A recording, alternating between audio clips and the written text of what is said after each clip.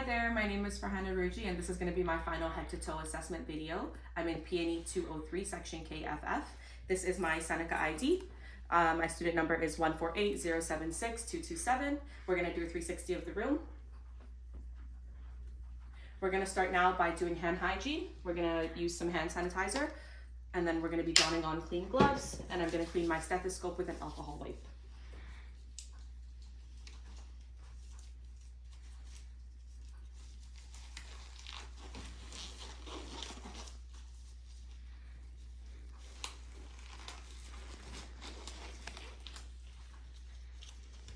I'm going to be cleaning both the bell and the diaphragm of the stethoscope.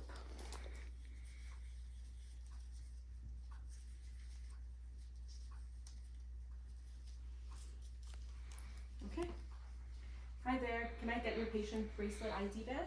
Can I get your first name, your last name, and your date of birth? William Overton, 1932, March 1st. Perfect. Thank you so much, William. My name is Farhana, and I'm going to be the student nurse for today. I'm going to be doing a head-to-toe assessment on you. Do I have your consent to proceed? Yes. Perfect. So I'm going to ensure patient privacy and that there's no one else in the room here. Are you experiencing any pain from your fall? No. And do you need to use the washroom at all? No. Okay, perfect. So now that I've had the patient's consent to proceed, we're gonna be starting with physical appearance. William looks to be his stated age. His skin color is consistent and appropriate with his genetic background.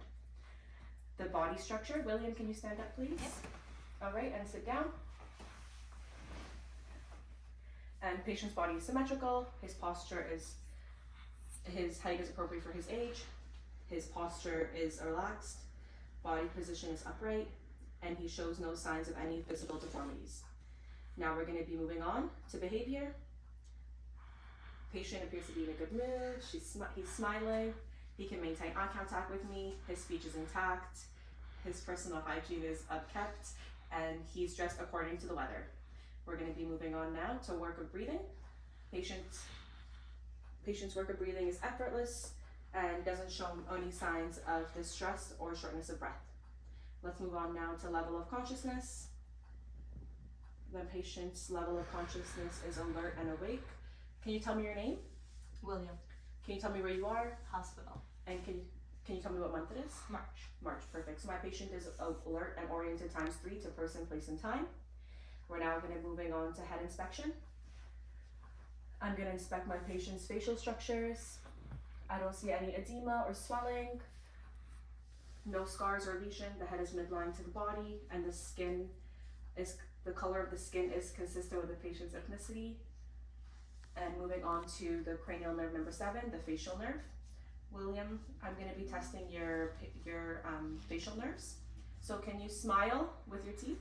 Smile without your teeth. Can you puff your cheeks? Can you frown? Can you lift up your eyebrows?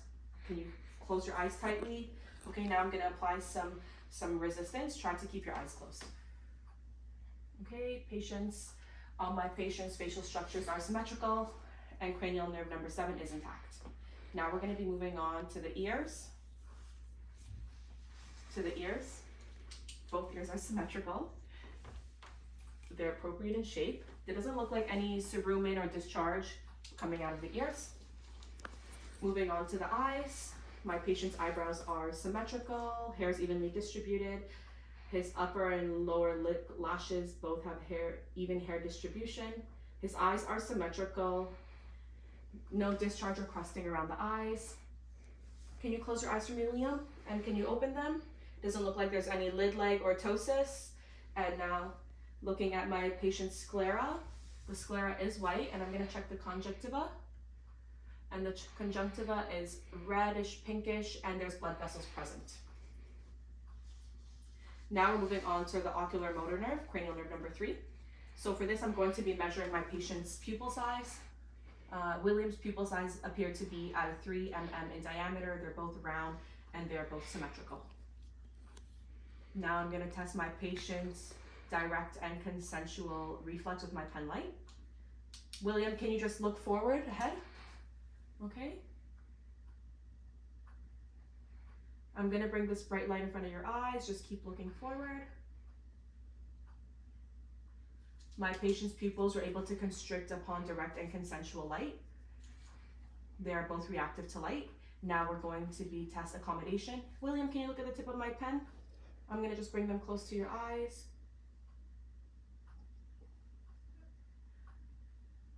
My patient's pupils were able to converge and diverge upon accommodation, and they're able to accommodate. Pupils are equal and round, and they were. Now we're actually going to move on to the nasal and the sinuses. The nose is midline. Upon inspection, I can see that it is midline. When I'm putting the pen light in, there's no nasal flaring, there's no crusting, and there is no discharge coming out of the nose. Now we're moving on to the mouth and the pharynx. The lips is midline to the face. They're symmetrical. It's appropriate with the color of the background of the facial. They're hydrated and there's no lesions. Now I'm gonna test cranial nerve glossopharyngeal and number 10 and cranial nerve number 9 as well, and the vagus nerve and glossopharyngeal. So for these two, we're gonna be doing, we're gonna be checking. William, can you open your mouth for me? And can you stick out your tongue? And can you say Okay, again. Both my patients' uvula and soft palate were able to arise, and his cranial nerve number 9 and 10 are both intact. William, we're gonna move on to the hypoglossal nerve, which is cranial nerve number 12. William, can I get you to open your mouth and stick out your tongue? Can you move it side to side? All right, can you say light, tight, dynamite? Light, tight, dynamite. Okay, perfect. My patient's tongue is midline. He is able to move it side to side. He's able to say light, tight, dynamite, and with no tremors found, so cranial nerve number 12 is intact. We're now gonna be moving on to the neck. And the neck is symmetrical. It's midline in the body. There's no lesions or scarring. No discoloration on either side of the neck. And there's no visible masses or deformities. Now I'm going to palpate my patient's thyroid.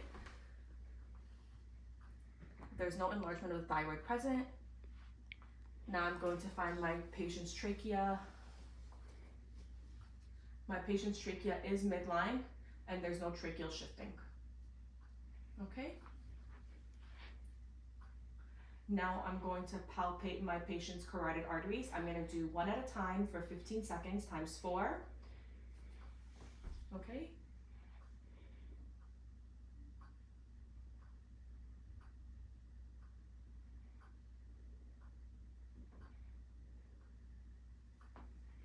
Okay.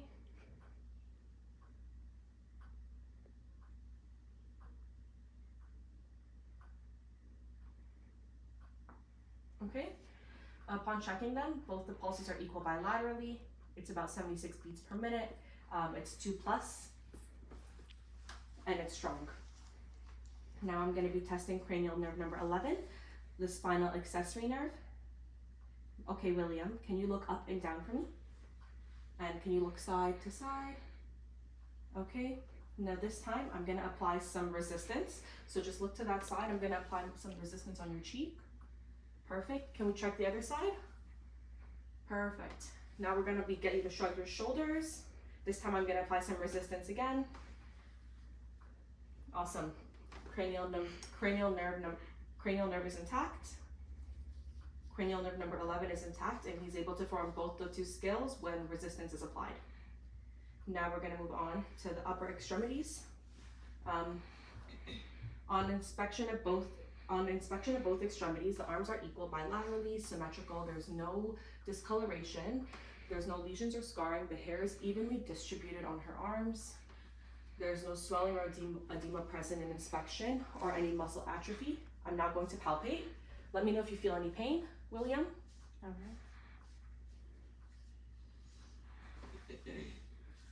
William's upper extremities are not tender. There's no swelling or edema. His skin is moist. And now I'm going to feel the temperature with the back of my hand.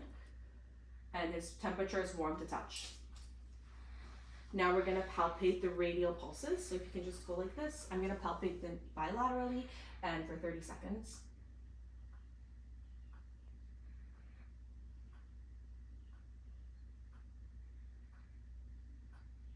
Okay, so my patient's pulses are equal bilaterally. It's coming in at 76 beats per minute. It's a 2+, it's strong, and everything feels great here. And now we're gonna be moving on to your hand grip. Can I get you to hold my hand and do them as tight as you can, my fingers? Squeeze as tight as you can. Okay, at the same time. My patient's hand grip is good. William is able to squeeze both of my hands at the same time with equal strength on both sides. Now we're going to move on to lower extremities. If we were in a clinical setting, her top part would have been covered and her legs would be exposed, but due to religious beliefs, the patient's going to keep her pants on. All right, so on inspection, there's no discoloration, no lesions, no edema. Lower extremities are symmetrical, and they're even distribution of hair. I'm going to now start palpating. Let me know if you feel any pain, William. I don't feel any tenderness or any masses. No edema or swelling present. It looks equal bilaterally. Texture is smooth. And I'm gonna feel now for temperature with the back of my hand. And it's warm. Patient's temperature is warm to touch and consistent. Now we're gonna be moving on to the lungs and the thorax. So can I get you to stand up? Now I'm inspecting my patient's posterior thorax. I see that it is symmetrical, no discoloration, no lesions, no scarring, no visible skin deformities. Now we're gonna palpate. There's no lesions, no tenderness or masses. Now I'm gonna check symmetry and chest expansion. I'm just gonna pinch the back here. Can you take a deep breath in and release? And one more. Upon checking here, my patient's chest is equal bilaterally and symmetrical. Now we're going to auscultate. We're gonna auscultate, and for this we're gonna do the 10 points on the back. William, when you feel my stethoscope, just take a deep breath in, okay? All right. Okay, deep breath. Deep breath. Deep breath. Deep breath. Deep breath. Deep breath. Deep breath. Deep breath. Deep breath. Last one, deep breath. Okay, I don't hear any wheezing and I don't hear any crackles. I did hear the normal bronchovesicular and vesicular sounds. So now I'm going to move on to to check.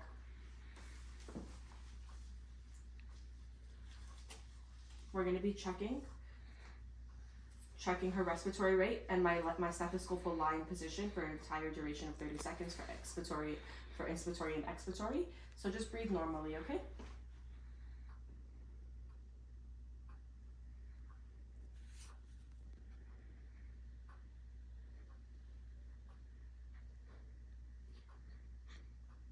Okay, that was one side, we're doing the other side. Okay, my patient has a respiratory rate of 16 breaths per minute. It's equal bilaterally. He shows no signs of distress, regular rhythm. Okay, so now we're going to be moving on to the thorax and the cardiovascular. I'm going to auscultate my patient's apical heart rate, and for this I have to landmark. It's going to be in the mitral valve. The mitral valve is located mid-clavicular in the 5th intercostal space. In order for me to landmark this, I will find the suprasternal notch. Moving up to the clavicular line, mid-clavicular, finding the 1st intercostal space to the 2nd, 3rd, 4th, 5th. Now I'm going to auscultate at the mitral valve for 30 seconds.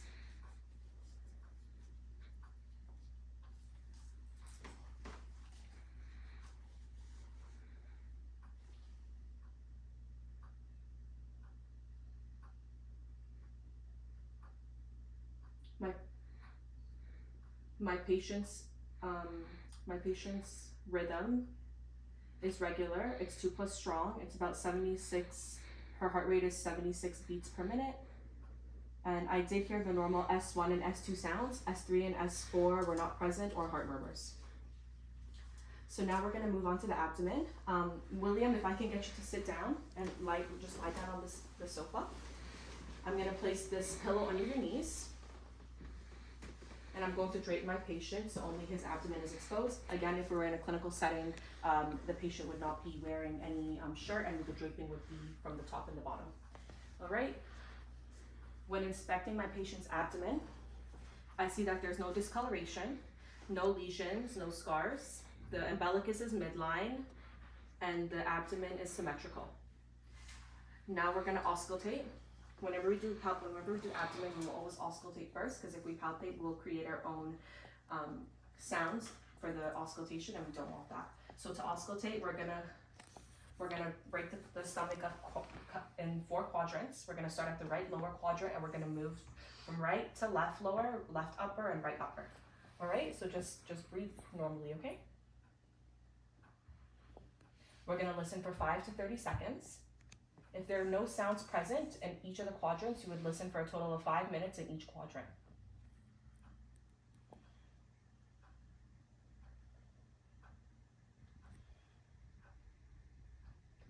Okay, they're high-pitched sounds, they're gurgling, and they are cascading. I heard sounds in all 4 quadrants, and it's approximately 5 to 30 sounds per minute.